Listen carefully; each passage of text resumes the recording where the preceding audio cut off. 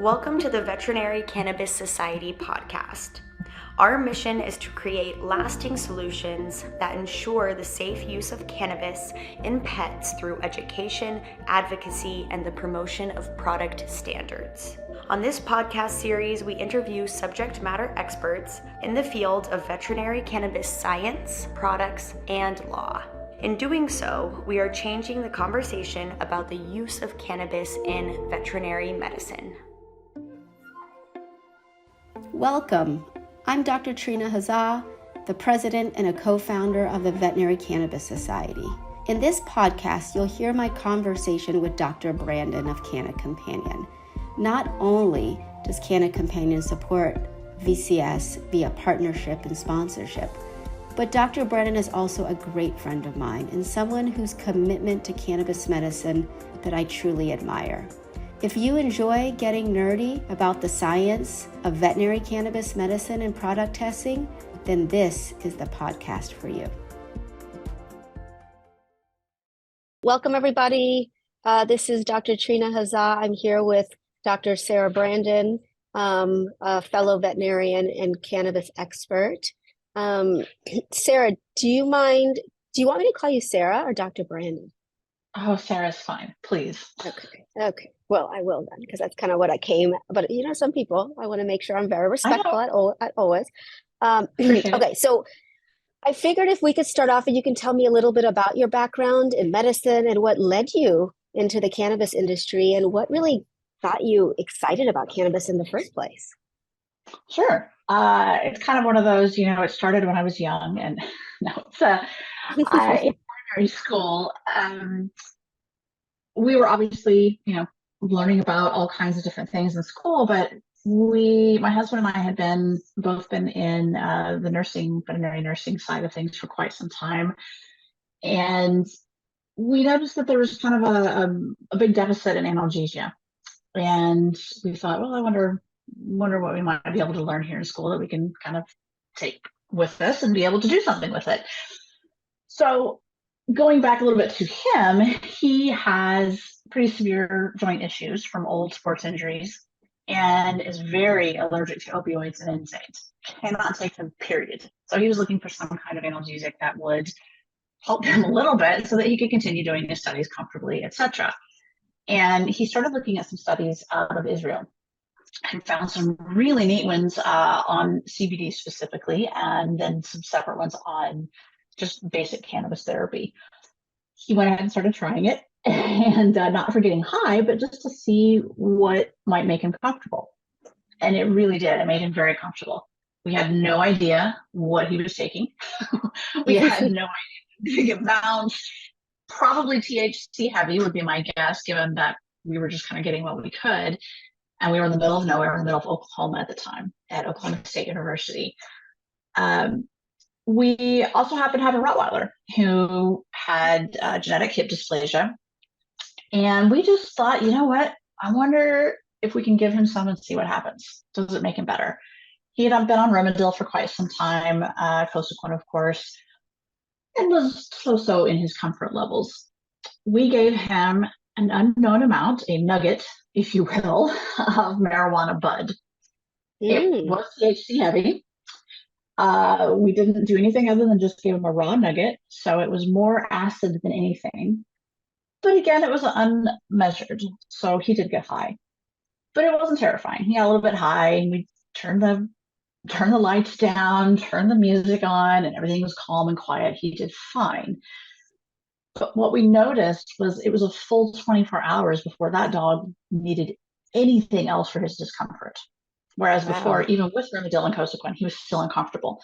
So that's kind of what started it. And we both went, whoa, this is different. And that piqued our interest. Being scientists, we then got out our little old timey little scientific notebooks that everybody had, 20 some odd years ago. And we started keeping track. We started keeping track of what we were giving. So we'd give him some marijuana. We would give it to our cats. We would give it to our other dogs. Healthy dogs. How did you give it to your cats? How did you give it to your cats? Like, how did you give buds to your cat? Shove it in a capsule. Stick it down their throat. That's smart. Okay. Yeah. Yeah, again, to see what would happen. Interestingly, the cats never got high. Knowing what we know now, I'm assuming it has to do with the quantity that we gave them, how little the acids decarboxylated in the body. I don't think that they ever really had that opportunity. We never crossed that threshold with them. Some of our dogs did, but they're bigger dogs, so we pushed them more. Fast forward 20 years. We kept doing that. We kept giving some kind of cannabis to our own pets, our foster pets, friends' pets, things like that. And we kept track of it. What species, what age, what was their response? What were they doing? Were they healthy? Were they not? Was it acute needs like a spay or a neuter? Was it chronic needs, osteoarthritis? And that continued until we moved to Washington State. We graduated, we moved to Washington State, where we met our veterinary nurse, who ended up being our good friend and is now one of our business partners. She had a medical marijuana license at the time.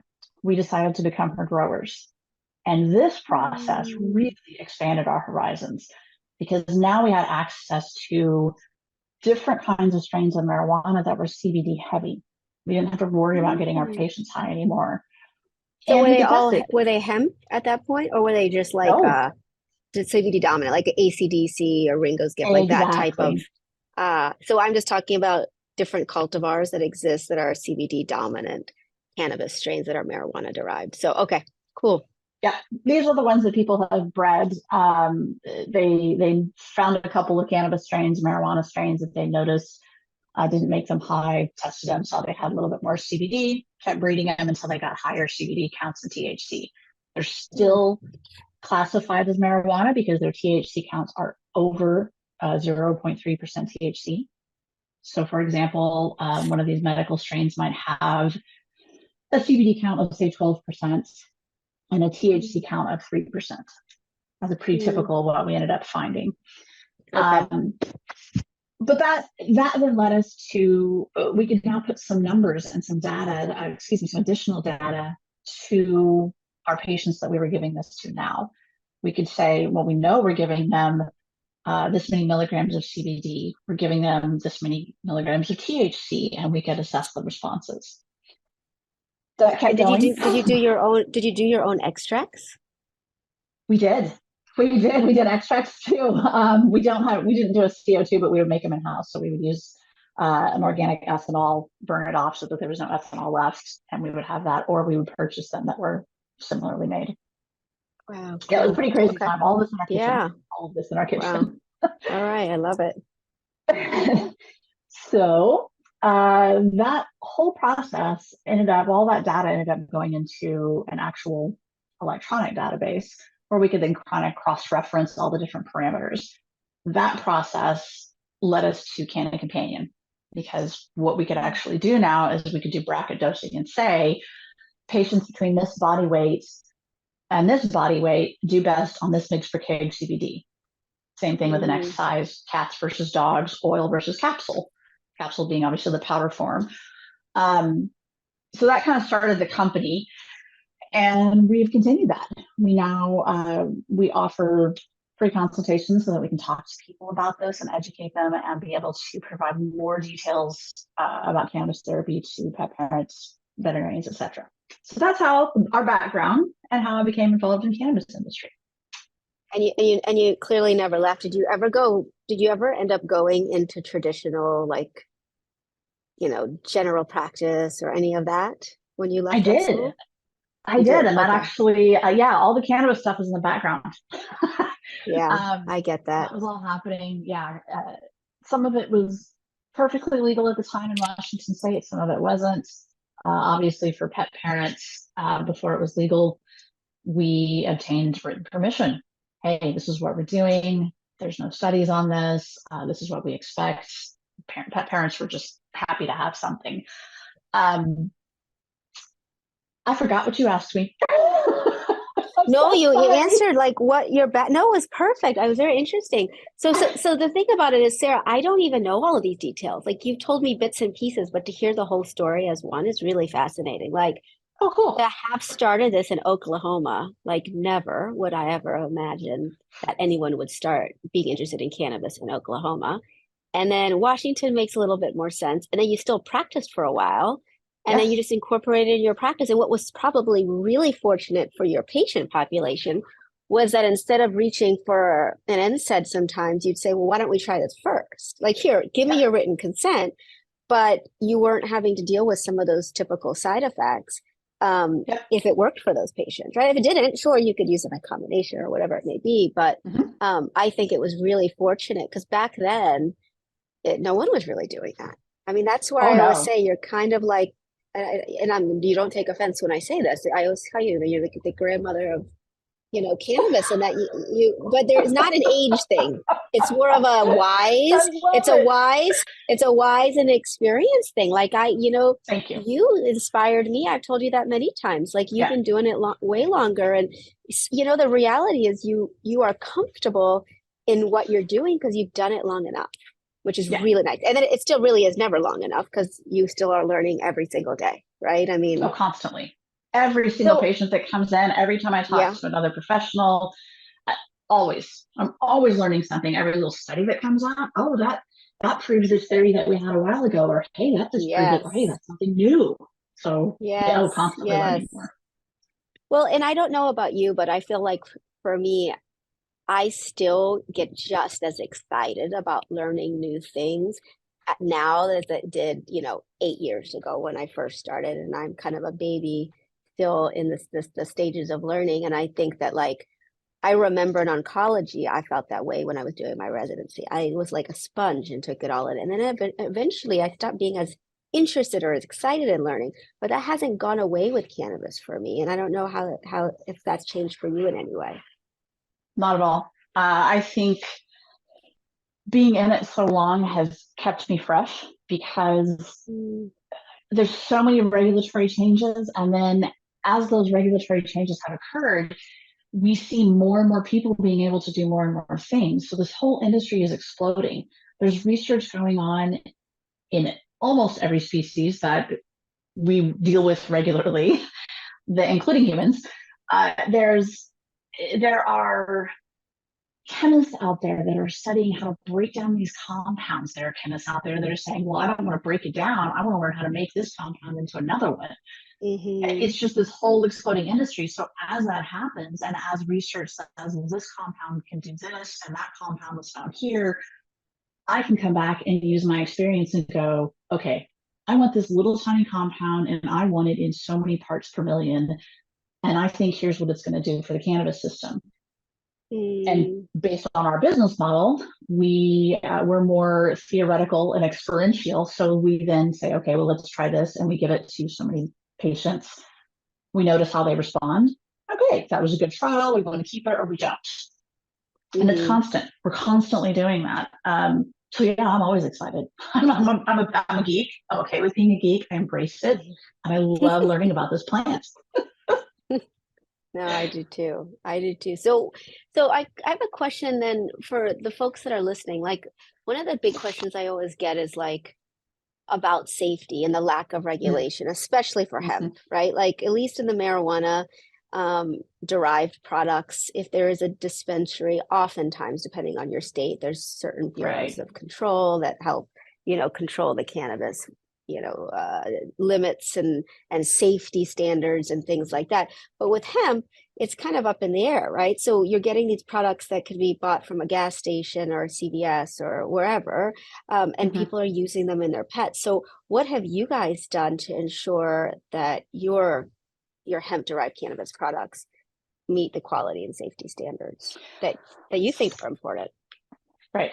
So I want to answer this in two parts. I want to answer it first from the company and what we do. I do consider that the gold standard because we test everything, and I'll get to that. Second part, I want to come to just basics. How does the average pet parent or the general practitioner know what to look for, know how to discern all these things on the market? So the first one, for Canna Companion and our products, when I say we test everything, I mean we do. First of all, we have to vet our vendors. So where we get our compounds from, that is very important.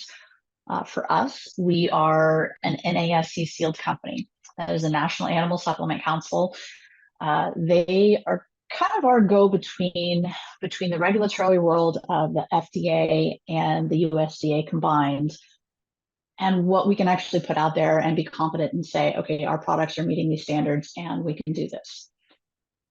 NASD is important because animal supplement products, every single one of them, Cosequin, all the ones we're used to using, they fall in between the rules. There is no regulation in the FDA that oversees animal supplements.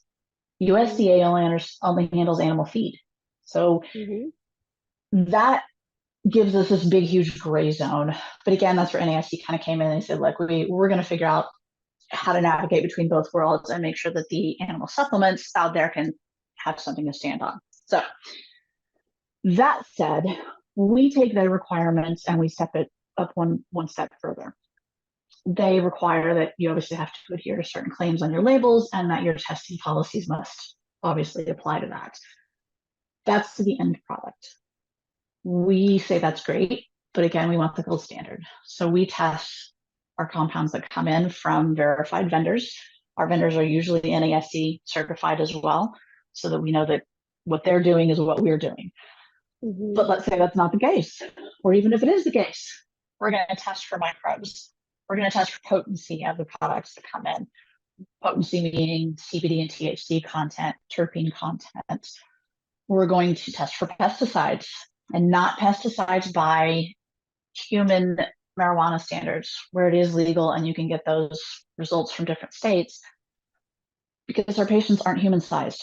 So for us, no pesticides are allowed, period. Yeah. Same thing with residual solvents. These compounds, you heavy metals. Yeah, exactly. Some of them are allowed on the human side. And I agree, these are like little animals. Some of them are teeny little animals, and chronic exposure could eventually cause problems. I agree with you. Exactly. I just don't want any of it in there. So residual solvents, pesticides, heavy metals, they all have to be negative. Same thing with mycotoxins. One of the main solvents that's used in the industry is ethanol, and ethanol itself is not tested for any mycotoxin. The corn is, but the ethanol is not. And it's pretty scary, but we actually had, this was years ago, we did catch an ethanol company that tested positive for mycotoxin, and we kicked it out of our company. We're never going to use it again. So that was just the one time. So there's layers of testing. Yes. It's like, so everyone understands, like, they're testing the different sources that are coming into the products. Plus, once the final product is made, then it's going out to a third-party lab that you have no relationship with other than testing relationship. And they're then testing final products. So we know that the final product is not only clean, but it is what you say it is. Is that correct? Exactly. That is correct. And we provide those results to anybody that wants to know. If you have a batch number already, you can plug it into our system. It's online, pop it up yourself. If you don't have one and you just want, hey, I want one, give us a call. We'll give it to you. We have no problem with that. Yeah, that's really important. It is. It's important that whatever company you're working with is open like that. And there are several out there. There's a lot more that aren't, but there are several that are really good and would be very happy to talk to you and work with you with getting these kinds of certificates of analysis so that you know what's going on. Yeah, my whole thing is, I tell people, sorry, I don't interrupt, that I tell people, don't even, if someone won't share it, don't use the product. Yep, exactly. Well said. So very well said. Okay, and Sarah, go ahead. So you were saying, how does a pet parent, or how does a veterinarian who's learning about cannabis, how do they know what to get? That's where I kind of fall back on the basics. If it's a pet-centric company, that's probably a good thing, but not always. So look at their advertising. Do they claim that they use organic ingredients? Do they claim that they're pesticide-free? Do they claim that it's hemp? Okay, great. That's a good start. You've got pesticide-free and you've got hemp. So now you're probably not dealing with marijuana. You're not going to deal with toxic levels of THC. Good. But then you need to go find that company and see if they will share information with you. Will they confirm their claims in some manner, even if it's not a batch associated certificate of analysis? The fact that they're testing for something and willing to share that with you is a good sign. That's a good sign. I would also, that's kind of part one. If you're just anybody walking around, I want that information. But the other thing is do your best to find out who else is using it. Talk to people. Reputation. Yeah. Exactly. If they're using product X and they say, man, product X really makes my dog feel better, but he's a lump. He sleeps all the time. He never wakes up. When he does, he's not limping, but he sleeps all the time. Okay, that's not ideal. Talk about company B. Maybe company B says, yeah, my dog's actually feeling just fine. He gets his CBD twice a day and he's not feeling lethargic. Then I would want to go look at the difference between those two companies, see what they are. Maybe it's not a difference that's significant and it's just an individual response, but maybe it is. So that would be the next thing. Yeah, that's really smart. Yeah, and then you start to get, I think for veterinarians that are listening to this, like it also becomes no different than what you would do if you were starting a joint supplement and you were between Cosequin and some other joint supplement on the market that has a few different other ingredients, and you're like, God, well, I don't really know, because it's a lot to understand the different cannabinoids and how they're going to work. And so I don't really know, but I've heard some good things about this other product. I'm going to give it a shot. And lo and behold, you're getting better responses than you were getting with this Cosequin. And then you start to just use it because you're seeing that the safety parameters seem, better. The response is better. So I think sometimes just for the vets out there, starting to get used to using certain products and then starting to get a feel of which one feels better to you from a dispensing standpoint in states that are allowed to dispense, or even in a discussion recommendation to pet parents, like this one seems to be much easier, owners can get this really easy, this one that there's no customer service, they'll never pick up the phone, whatever it is, as we all do in anything in veterinary medicine, you start to get comfortable, and getting comfortable in something we are not comfortable helps a lot, because you're like, look, I don't know a lot about this, but I'm feeling a little bit more comfortable in this. This company makes me feel a little bit better and it's helping me. That goes a long, long way. I think it does. I think it really does. And this is more feedback that we've received from veterinarians that we've worked with for some time. They say that it is invaluable to have a mentor. And that's not necessarily somebody that you talk to all the time, but somebody that you go, you've been using cannabis for a few years now. I really want to try it. I want to get into it. How did you start? How did you start using it? Where did you use it first? Ask your friend or ask your colleague what their experience is, and let them kind of guide you as you're taking those first small steps and learning about how it works. We're happy to help you, by the way, if you ever want to talk to Dr. Trina or I know that both of us are set up in our respective areas that we can have conversations, and we're just talking about it. We're not pointing you in any direction, not this company, not that company. It's just trying to educate you so that you can make your own decisions and get used to the products. And I think that's probably, that was interesting feedback, and I thought it was really good feedback. I like that. What about, can you talk to me a little bit about any research or clinical trials that you guys have done or are in the middle of doing that might be interesting to discuss with the folks that are listening? Yeah, it's fascinating watching this and being in the industry for so long, because we did our dog and cat experience and what we've kind of put together with our database.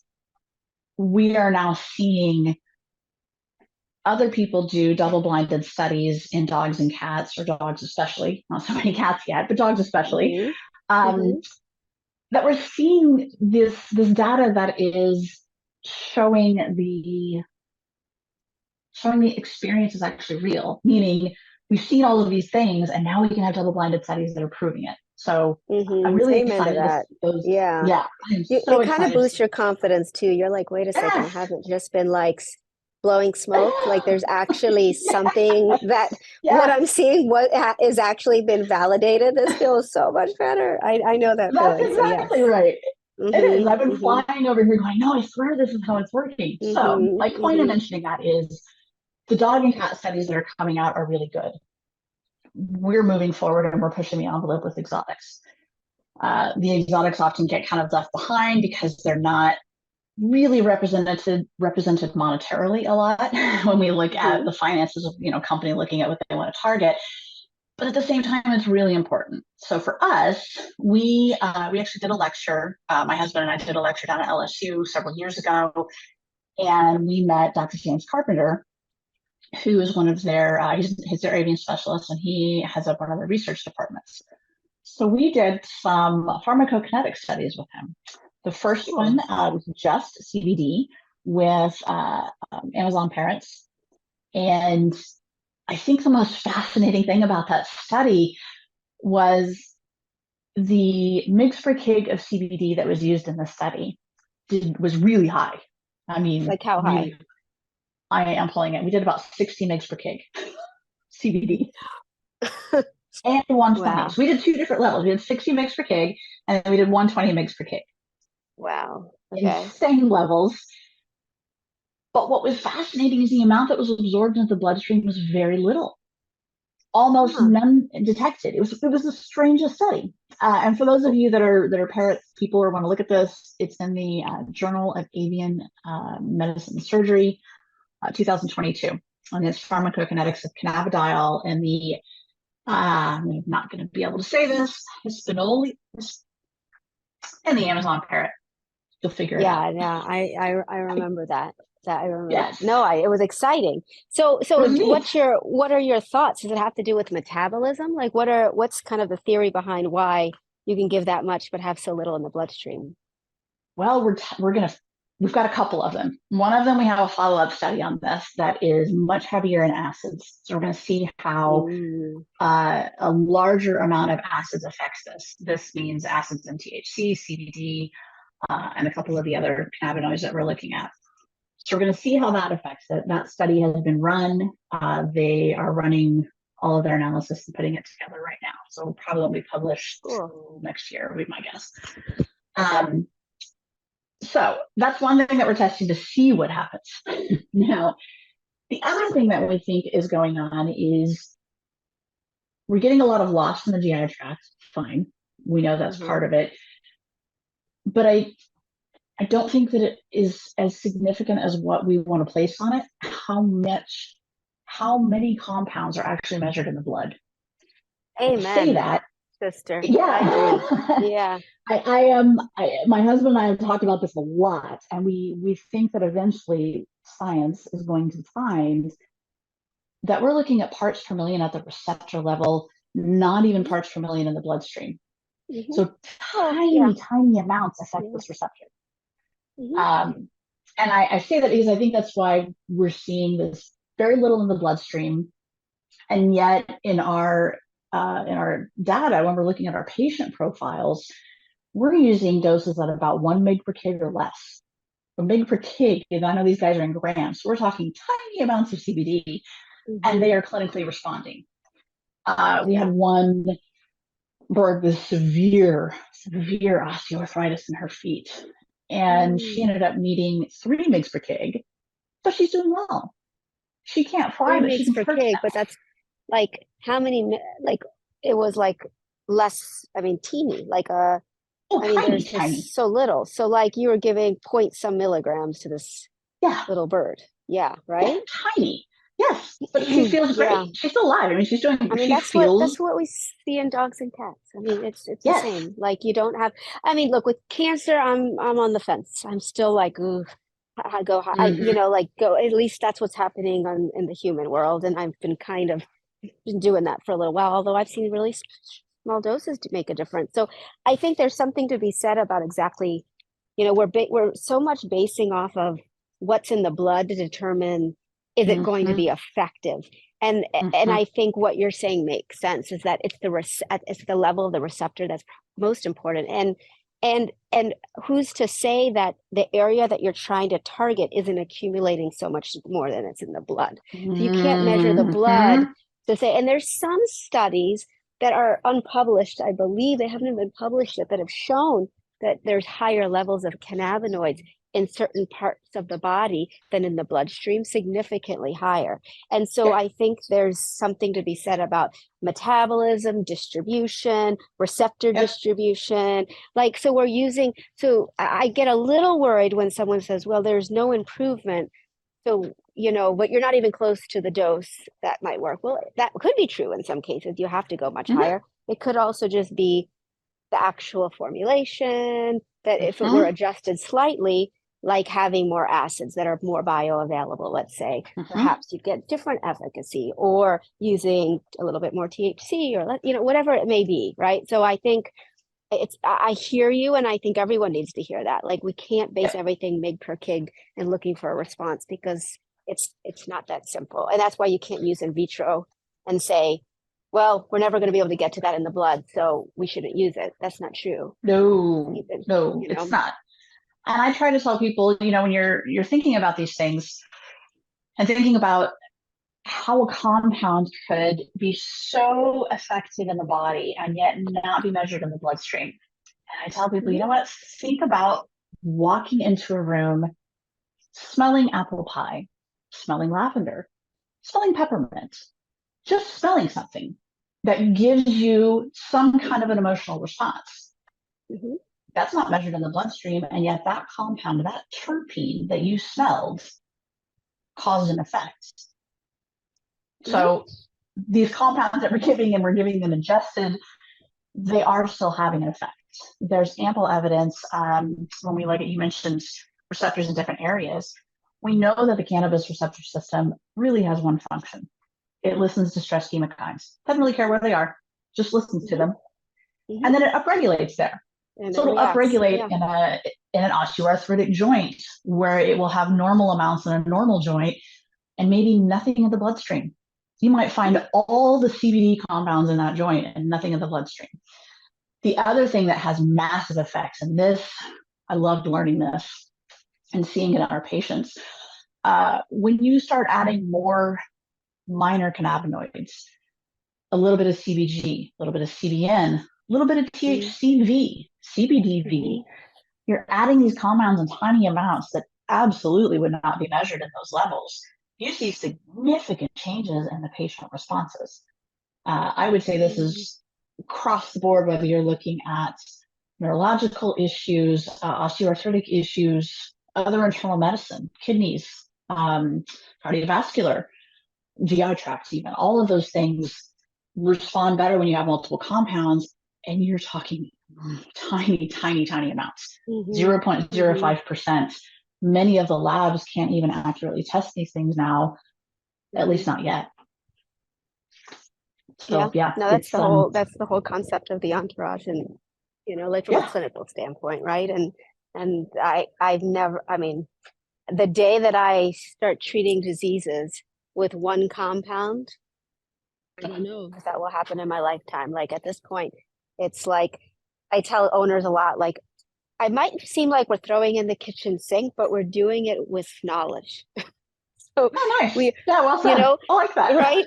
And so we're not just randomly throwing it in, we're throwing it in based off of research. So the proportion of how you're layering them is based off of research and knowledge and experience and all of that stuff. But at the end of the day, it kind of still seems like it's the kitchen sink, because sometimes the more diverse chemical profile you have, the better chance you have of success for a variety of different diseases. So I agree with you very much. Sarah, I want to really thank you, because just sharing your experience, your knowledge, sharing a little bit about your journey was really interesting. And I am hopeful it inspires veterinarians out there, veterinary technicians, to really, if this is something that interests you, reach out to us. And listen, she's just a vet student in Oklahoma, having a passion about something. She was seeing, her husband improve, and then her dog improve, and then look at her now, like, you're CEO, owner of a cannabis company that's been around for a long time and helping so many animals. Like, that has to feel amazing. It does. It really does. And I love sharing it. I hope that we can spark interest in our colleagues. I hope that they want to reach out and talk about it. I hope they keep listening, want to hear more, want to learn more. You and I can just go on and on about cannabis forever. And so I hope we get people that get excited about it too. seriously, it Yeah, helps our thank patients, you. and it's, yeah, definitely. I appreciate the time. And Sarah, where should I, what should you, do you have an email that you want to give folks if they're listening in, or Yeah, sure. I don't for to mind. I'll give you contact my, you, or should they yeah. just go onto the Canna Companion website and contact you via the website? What's the best way that you want folks to contact you? Well, I would say if you've got pet parents, they should go to our website, cannacompanion.usa.com. And if they want to talk to me, if you're a professional, it's anybody that works in a veterinary office. I will be happy to speak with you. My email is sbrandon@cannacompanion.usa.com. Cool.